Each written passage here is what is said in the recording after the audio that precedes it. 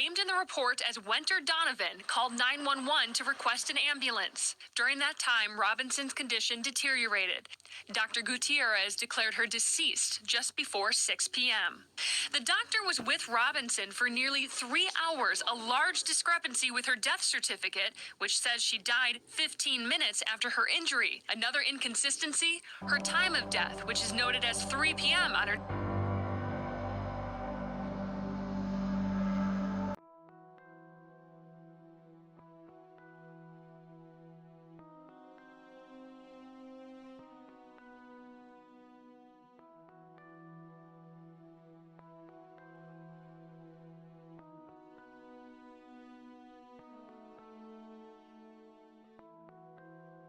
We's in Mexico!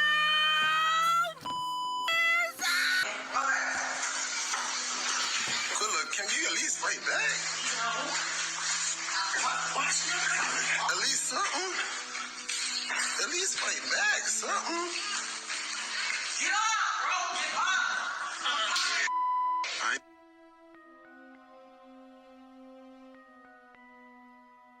First thing thought is in my mind is her, Shaquella. She was a beautiful person on the outside, and she was a very beautiful person in the inside. She just had a beautiful spirit. Shaquella's life and legacy now shaped by her final moments. A brutal beating shared on social media. A vicious death while on vacation with friends. The growing mysteries surrounding the death of an American tourist. Just one day into that vacation, she turned up dead. The FBI has now opened an investigation. I'm raising awareness for Shaquella Robinson. A horrifying story gripping the country. Cries for justice spreading online. Shaquella needs justice. And now, Mexican authorities charging an unnamed U.S. citizen with murder. One of Shaquella's acquaintances. But still, the family left wondering what happened, who did it, and why. The further mystery of this case is that the people that she was with when she died, they let leave Mexico. I thank God for the 25 years that she were here with me, you know. But I hate to see my child leave here like that, you know. That was a terrible way for her to die. What were her hopes and dreams? What were her plans for herself? Well, she always said she wanted to have a successful business. You know, that's all she pretty much talked about. And she could do anything. Yeah. Anything that she set her mind to do. Excited about it, she called me. I said, well, okay, enjoy yourself. And I'll call you by the time I think you've gotten there. That Friday evening, she seemed very excited about the trip, you know. And she said she was getting ready to eat some tacos. They had a chef there.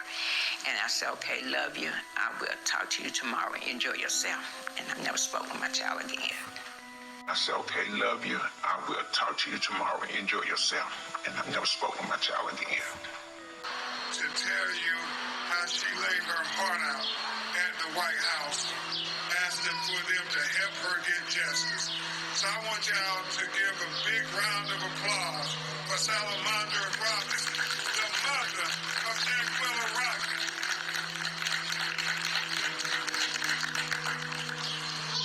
Yes, I'm here for Shaquella Robinson. Shaquella was my daughter. We love Shaquella. Shaquella had a family that loved her, and she was an amazing child. And she loved people. She did no wrong to no one. And we just heartbreaking how we seen a video of her being brutally beaten, and no one has been arrested yet. Someone should have been arrested right after the video was released. Amen. But unfortunately, that Miss Shaquella, no one has done anything about it. No one helped her and when she was in there being brutally beaten. They telling her to just fight back, fight back. Someone should have had sense enough to step up and help her. Or stop the fight, but they didn't. They continued to watch it and laugh and kill my child. And I need justice for somebody. Yeah. Somebody needs to be arrested for this. You know, we can't sleep, can't eat. You know, we can barely holding down a job. Because we're not getting justice for her. She needed justice. She can't rest either. And I need people to stand up. You tell me how you found out about it. I found out through a phone call. I got a phone call saying that, and really, when I got the phone call, they were saying she was alcohol poisoned. She had such thing as alcohol poison. Later on, when the video came out, they called me lying. He even came to my house lying. Didn't know that the video had been leaked out. And we just horrible. You know, we just don't know which way to go, which way to turn. You're not alone. You're not alone, Miss Robinson. Justice for Shaquella Robinson. Justice for Shaquella Robinson. Justice for Shaquella Robinson. Justice for Shaquella Robinson. Justice for Shaquella Robinson. The young woman from Charlotte went on a trip to Cabo, Mexico in October and did not return home alive. Mexican authorities have ruled her death femicide, they say in Mexico, or murder. The FBI is also investigating her death, but 4 months later, there are still no arrests in this case. Well, 2 days ago, we told you Robinson's family and their attorneys wrote a letter to President Joe Biden and Secretary of State Antony Blinken. Basically, they were asking them to help speed up this investigation and help cooperate with the Mexican government. For the first time Thursday, the White House addressed the investigation in a press briefing. Take a listen. Our hearts go out to Miss Robinson's family and friends. It is devastating what occurred. We've been following the news here, but because there's an FBI investigation underway, there's very little that we can say.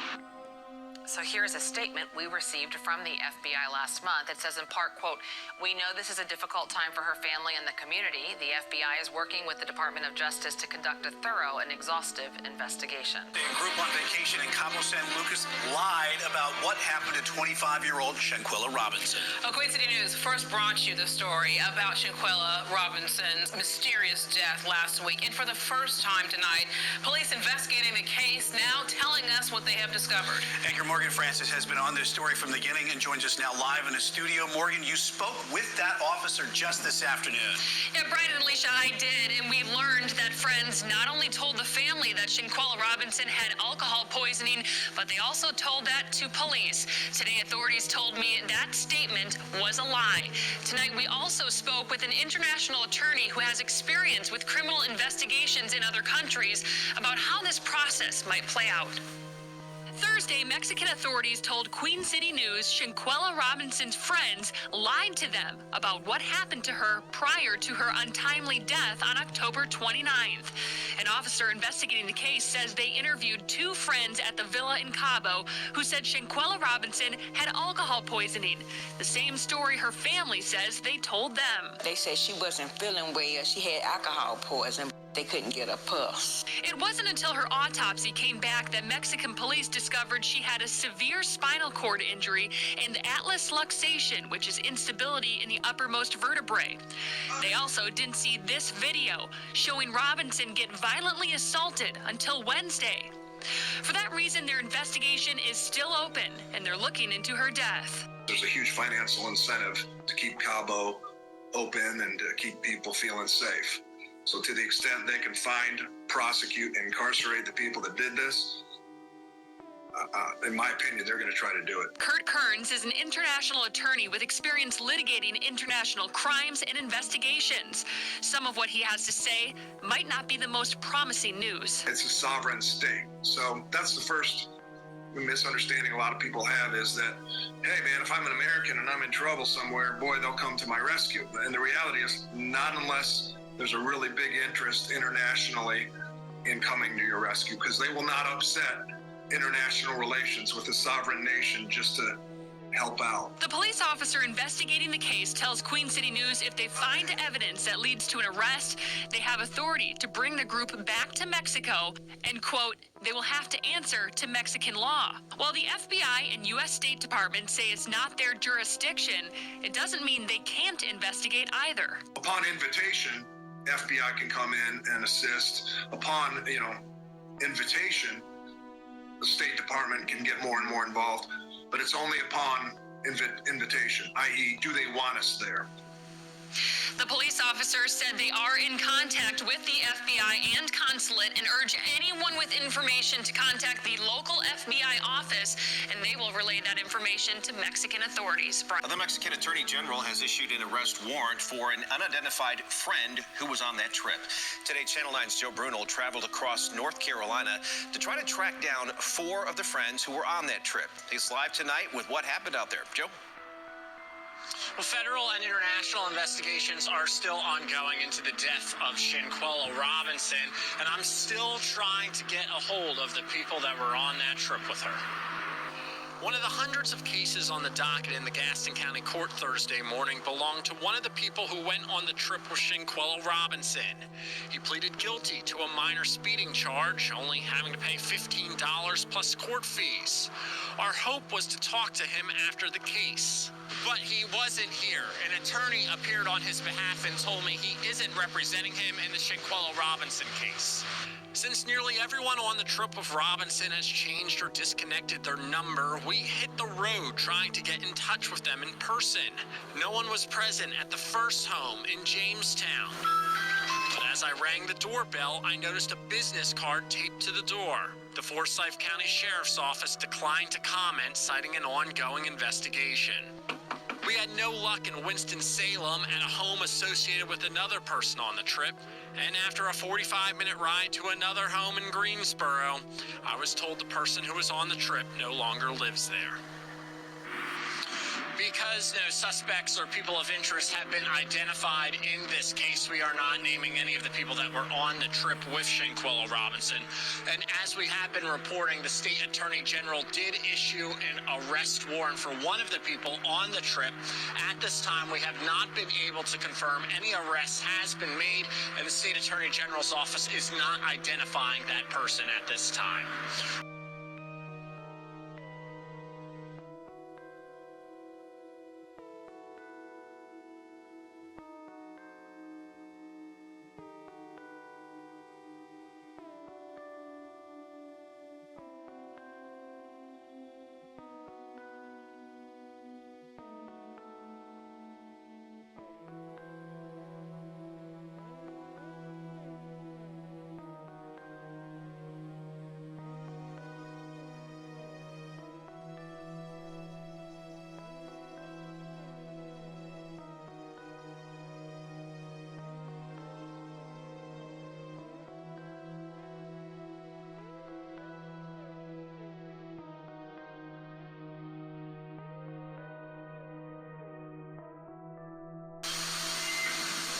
It's just sort of a little emotion standing here talking about this. It's on back order, but a marker came, so I brought you all out here today to let y'all know that, you know, her mark is down now, you know. I can come, me and my mother, my family, I can come up here and talk to her. I know where she at. Because at first, I didn't know where, I didn't even know she was over there. I talked to her that Wednesday before she transitioned over. I get a phone call from my mother saying that she transitioned over in Mexico. Then I get a phone call. The only thing I know, she talked to Cleo Cook, supposed to be her best friend, 2 times on the phone. I ain't know nothing about that. You know, I just felt as a father that the way I love her, the way I raised her, that I should have had an opportunity to give her that father advice or my opinion about going over there, in which I didn't. And I know for a fact, from the bottom of my heart, we all might not even be standing out here if I had that opportunity to speak to her, even though she's 25 years old. She grown, but still at the same time, I'm her protector until she get a husband. When she get a husband, then he become a protector. But as this father standing right here, I feel like I should have been her protector, and I was denied that. What would you have said? I would have asked her who she going with. How well do you know these folks? Then I would have came back and said, well, who their parents are. well, before you go, let me meet these parents, let me meet these folks, you know. I always been like that ever since she started beginning having a lot of friends, you know, as a father, you know. Not trying to be in her business. It's just the point of making sure she okay and the folks that are around her, who she keeping company with. Because everybody can say you your friend, but they really not. It all depends on what you got and how you carry yourself.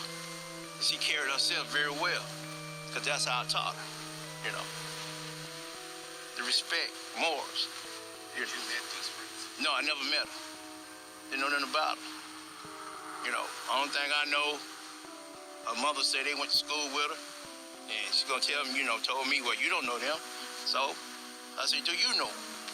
She said, I know of them, but I'm seeing in the interview, you know, you told your lawyer, Sue Robinson, that you just know one of them. That was Khalil Cook. So that tells me right there, we both was in the blind as a mother and a father. We both in the blind. We both didn't even know these folks, you know. So. Can we start last week, about more than a week ago? I'm sure you heard the information, got the information that there will be no prosecution by the United States Attorney's Office. Well, yeah, but the case is still open though. So God is still moving. My faith is so strong as a mustard seed that he will prevail, you know. What does it look like to you? Patient, like I always been. Just like y'all standing out here, I was patient while y'all set up and everything. I always been patient. But I mean, what does that look like as far as, you said you're still hopeful for what? Justice will be served. Justice will be served. It's gonna be served. It's gonna be served.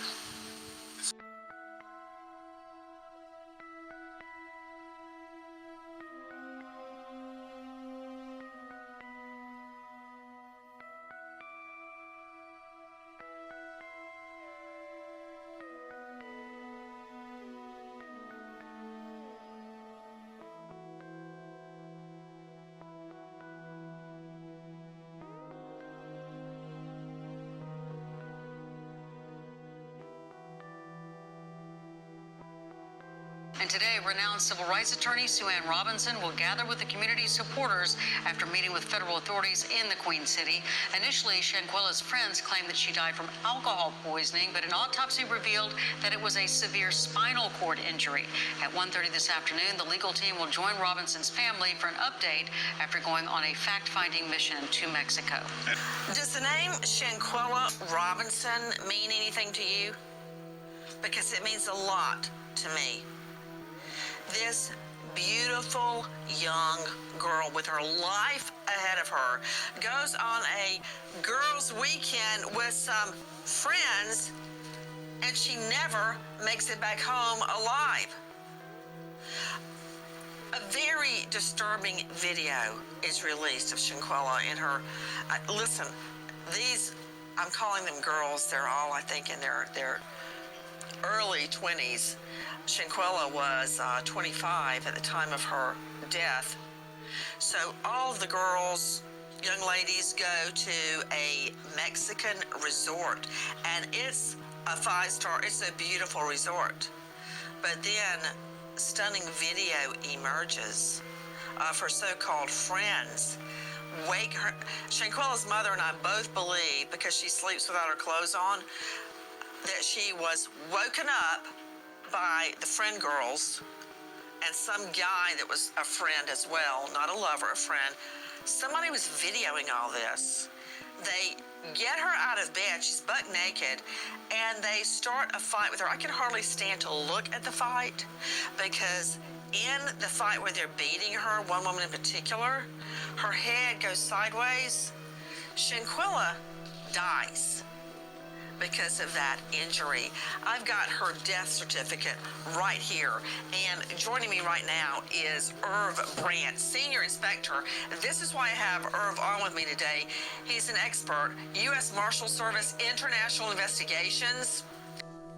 Federal prosecutors say there is not enough evidence to pursue charges related to the death of American Shaquella Robinson, who died in Mexico last year. The 25-year-old from Charlotte, North Carolina, died on October 29th. Her death certificate listed the cause of death as a spinal and neck injury. A video posted online after her passing showed Robinson in a violent altercation with another woman. We're joined now by Salamandra Robinson, the mother of Shaquella Robinson.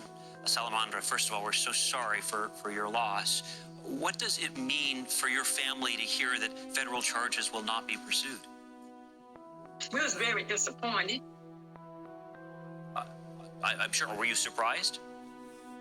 No, but I was disappointed because the simple fact is that they had enough evidence due to the video that was online, and they said it wasn't enough evidence, but I don't believe. And then they said that they don't know what was the cause of her death, but the cause of her death was due to the fight, from what we could see.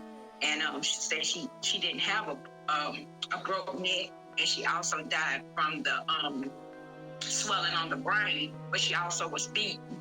So you can give me I feel that someone should have been arrested due to that.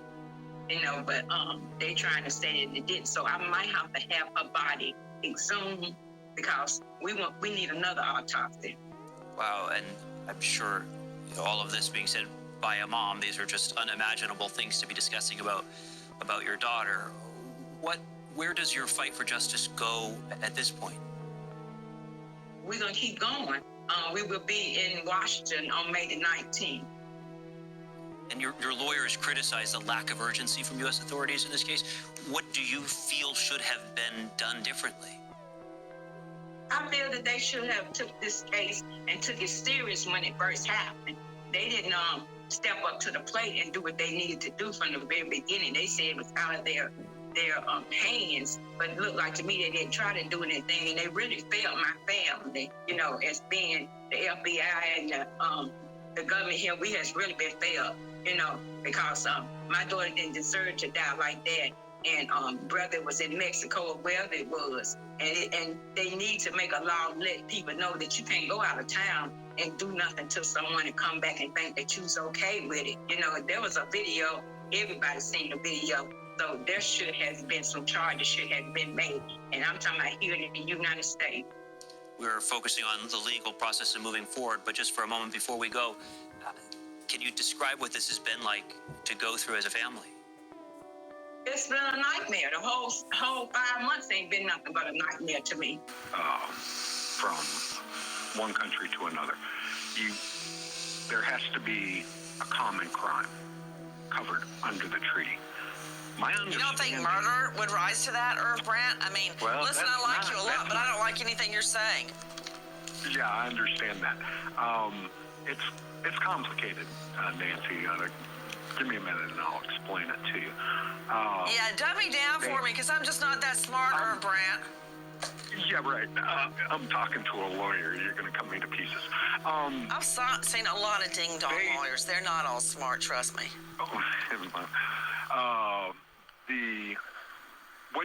What they charged was, help me out with the exact verbiage of the crime. An arrest warrant has been issued and extradition proceedings have begun in Mexico for the murder of 25-year-old Shaquella Robinson. It was... Yeah, a homicide. No. But the exact title, the exact charge out of Mexico was like... It's got to be voluntary manslaughter. Oh, femicide. Femicide. Yes. This is my point. This is what I'm getting to. Under the treaty, there's a list of crimes. You can't generalize. It has to be specific. You can't generalize this. Say, oh, well, femicide is murder. No. It's what the crime is charged. If that crime is not charged under the treaty, what Mexico has to do is re-indict that charge and charge them with something that can be extradited under the treaty, like, let's say, murder. Now, I'm not saying that that's what happened. I'm saying I'm giving you a possibility, and I'm giving you likely possibilities. because over my years of experience in this, we go through this little song and dance all the time, especially when it came to capital crimes, murder crimes, sex crimes, drug crimes, money laundering crimes. Lots of countries don't have similar, just the titles of them, and it has to be worked out. Shaquella Robinson is now in her final resting place, but her family simply can't find peace with so many questions remaining about what really happened to her that turned a vacation to tragedy. The sound of a doorbell camera, but otherwise silence as I tried to visit two of the people who joined Shaquella on what would be her final vacation. These friends reportedly told her parents she died from alcohol poisoning in Cabo, Mexico. We now know an autopsy revealed a cracked spine. This after a disturbing video, now viral, appears to show the 25-year-old involved in a fight. This weekend, hundreds attended her funeral at Macedonia Baptist Church. Activist Tamika Mallory spoke at the service, promising to help solve the mystery of her untimely death as her family awaits answers and justice. Losing a loved one in the heinous way in which has happened to Shaquella, there probably will never be peace for them, but there cannot just be an unopened situation. It has to be closed with truth, and it has to be that there is accountability for those who are responsible for her death. And a GoFundMe for the family has surpassed its goal, raising more than $350,000. This as the family continues to press for answers, both from Mexican investigators and the FBI. And WBTV will, of course, stay on top of this evolving investigation and bring you updates along the way on air and on WBTV. However, this is why there are investigations, so that it is precise and determined. And in this case, with the application of the protocols, it is determined and accredited that it is an intentional death, product of femicide. And of course, police say they continue to investigate and take all of the information. That is law enforcement, both here as well as in Mexico. You all have done a wonderful job and have gotten it all over. I have people from Africa everywhere telling me about it. A lot has changed since we first spoke with Salamandra Robinson. The search for answers in her daughter's death in San Jose del Cabo has changed from feeling ignored to feeling validated. But as information emerges, separating fact from fiction has proven difficult. Fake Instagram accounts have emerged, pretending to be Robinson's friends who were with her on the trip, Shaquella herself, and even her mom, claiming things her real mom knows nothing about. Oh, not me. I haven't put anything on Instagram in probably 5 weeks. Not her. Oh, really? Yeah, that's not my Instagram. I didn't share that. Salamandra says she's still trying to piece things together. She knows the police report and death certificate give conflicting information about Robinson's cause of death, time of death, and the fact that she was with a doctor for 3 hours at the villa before she died. Mexico, I just think they didn't care. They just didn't care. And they just wrote down what they told them. All of them had plotted this and my beliefs. And they just said that it was alcohol poison. And when the police came in to investigate, they could have looked at her and said they'd seen that she had been jumped on. Robinson expressed displeasure with the doctor, saying she didn't do enough to save her daughter and didn't recognize her injuries. She had a knot on her head, lip was busted, eye was, even the guy said she had a bloodshot eye. The doctor didn't do their job either. Robinson is now pleading with the public and those on the trip to share any remaining video and information that could help their family learn the full truth. I want everything to come out because I want the truth, what happened to my child, and I want justice done. So I want all the videos to be released, everything out there. Well, the story of what happened to a Charlotte woman in Mexico continues right now to evolve tonight, and Queen City News does a deep dive on what the timeline of what happened and when. Well, Queen City News anchor Morgan Francis broke this story. She's live right here in the studio with us tonight. Morgan, this story has captured the attention of just so many, and as I said, still evolving. Yeah, Alicia, it really is. As new information comes out, it puts into question other details we've learned in the wake of Shaquella Robinson's death. Tonight, we learned more about the timeline of events and the inconsistencies that need to be cleared up. Family says Shaquella Robinson arrived to their luxurious Ocean View home, Villa Linda 32, on October 28th. The guest list notes there were 7 people on the trip. Robinson called her mom to tell her a chef was cooking them dinner that night. I said, well, okay, I love you, have a good night. and she talked to her the next day. We know at some point Robinson was violently assaulted by another woman inside the villa. Picture comparison with the villa's online photo gallery confirms the fight happened in the master suite. Multiple people watched the fight, encouraging Quella to fight back. Quella, can you at least fight back? She says no before she's thrown to the ground and punched and kicked in the head and back of the neck. Investigative reporter Gerardo Zuniga with Metropolimix shared the police report with Queen City News. It says on October 29th at 2:13 p.m., the group called for a doctor, telling that doctor Robinson drank too much alcohol and they wanted to give her an IV. At 3:15 p.m., the doctor arrived and noted Robinson had a poor verbal response in a drunken state with stable vital signs and was dehydrated. Dr. Carolina Beatriz Ornelias Gutierrez recommended they transfer Robinson to the hospital, but her friends insisted they treat her on site. Dr. Carolina Beatriz Ornelias Gutierrez recommended they transfer Robinson to the hospital, but her friends insisted they treat her on site.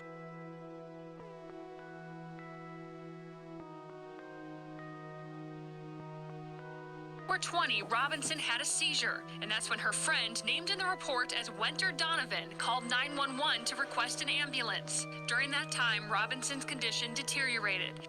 Dr. Gutierrez declared her deceased just before 6 p.m. The doctor was with Robinson for nearly 3 hours, a large discrepancy with her death certificate, which says she died 15 minutes after her injury. Another inconsistency, her time of death, which is noted as 3 p.m. on her death certificate and 6 p.m. in the police report. Another inconsistency, her time of death, which is noted as 3 p.m. on her death certificate and 6 p.m. in the police report. Called to the villa at 5 p.m., arrived at 5:25. They tell Queen City News friends also told officers Robinson had alcohol poisoning, something they say they knew was false when her autopsy came back. On November 9th, Robinson's mother, frustrated and seeking the truth, speaks to Queen City News, telling us she doesn't believe the story her daughter died of alcohol poisoning, something her so-called friends were also telling the family. On November 10th, Robinson's body arrived back home to family along with her death certificate, which listed her cause of death a severe spinal cord injury and atlas luxation, which is instability in the top vertebrae in the neck.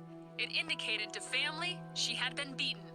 On November 16th, only after news agencies pressed Mexican authorities on the suspicious death did they share a press release stating they were investigating the death of a woman at Fundadores Beach Club. 2 days later, November 18th, the FBI announced it had launched an investigation into Robinson's death, nearly 3 weeks after she died. Now, in that police report, the doctor lists her cause of death as cardiac arrest, not a severe spine injury. One thing that's remained consistent is that aside from statements made from friends, there's no mention of alcohol in Robinson's body or as a cause of death. The thing that's remained consistent is that aside from statements made from friends, there's no mention of alcohol in Robinson's body or as a cause of death. Following the break. There's no reason why a black woman should go on vacation with her friends, be returned to her family in a box, and nothing be done for 5 months. First told you at noon, federal prosecutors will not bring charges. Tonight, Shaquella's family says they're disappointed, but determined to continue their fight for justice. Thanks for watching WBTV All New at 6 o'clock. I'm Jamie Bull. Molly has the night off. The charging decision comes after another surprise in this case today, a new autopsy with different findings. The Mecklenburg County Medical Examiner's Office just shared those with WBTV. Brandon Hamilton has been on your side, keeping you updated on every development in this case from here in Charlotte all the way to Washington, D.C. And he joins us live now from the FBI Charlotte field office. Brandon, walk us through those 19 pages that you have right there in your hand after hearing from Shaquella's family today. Well, Jamie, first, the important part is from the Mecklenburg County Medical Examiner's Office, this autopsy says there was no broken spine. Now, that is different than what we've heard from the Mexican authorities, which said and claimed there was a broken spine on Shaquella's body. Now, Shaquella and her attorney, her family, all saying today they are now left with more questions than answers. On behalf of the family, again, we're very disappointed, very deeply disappointed. Disappointment from the family of Shaquella Robinson after the Department of Justice announced Wednesday no federal charges will be filed in her death. While we're here disappointed, we're not deterred. We're going to continue to press on. If the U.S. authorities are now again telling us, oh, well, it's back on Mexico because Mexican authorities have to do something, we don't have a problem with that. According to the DOJ, the decision not to pursue federal charges came after, quote, result of the autopsy and after careful deliberation and review of the investigative materials by both U.S. attorneys' offices, end quote. That autopsy, conducted by the Mecklenburg County Medical Examiner's Office, nearly a month after Shaquella was found dead in Cabo, Mexico, and after her body was embalmed. It found no spinal cord injury and lists the cause of death as undetermined. Experts from Wake Forest Baptist Hospital also looked at the spine. Their determination is also part of the Mecklenburg County autopsy report. That report differs from what Mexican authorities have claimed. In documents previously released, an autopsy report conducted by Mexican authorities listed a broken spine and death as a femicide. Her attack was captured on video, and now we're being told that there isn't going to be an arrest. Sue Ann Robinson says they were told the FBI interviewed those who traveled with Shaquella on the trip and have communicated with Mexican authorities. She says they are ready to, quote, carve out their own path to justice, including a rally in Washington, D.C. on May 19th. If the communication or the alleged missing piece can be completed before then we won't be there. But if not, we will be there and we'll be demanding it, because it cannot be that someone can go overseas and commit a crime against a U.S. citizen and come back and not be affected in any way.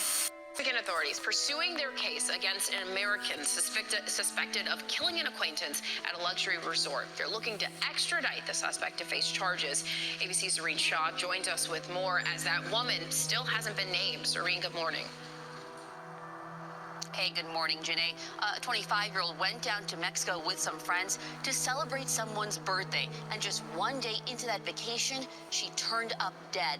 And now officials have another big problem on their hands. Their prime suspect is no longer in the country. This morning, a potential legal limbo as Mexican prosecutors seek to extradite an acquaintance of Shaquella Robinson, the North Carolina woman found dead while vacationing in Mexico. Authorities are not currently naming her, but say she is a direct aggressor against the 25-year-old after a video online, too violent to show, reveals Robinson assaulted in her hotel room. Mexican authorities issuing an arrest warrant for that acquaintance, now back in America, for the crime of femicide, the act of killing a woman based on her gender. On the one hand, the U.S. government is going to take this seriously, and on the other hand, it's not obligated to turn her over. On October 29th, local police reports state that a Baja Resort town guest told medical staff around 2 in the afternoon that Robinson had drunk a lot of alcohol. A doctor determining she was stable but dehydrated, adding Robinson's acquaintances refused to send her to the hospital. The police report stating the Charlotte native went into cardiac arrest, declared dead by 6 p.m. But an autopsy differing from that report, stating medical officials arrived before 3 p.m., quickly declaring Robinson dead from severe spinal cord injury and a dislocated neck.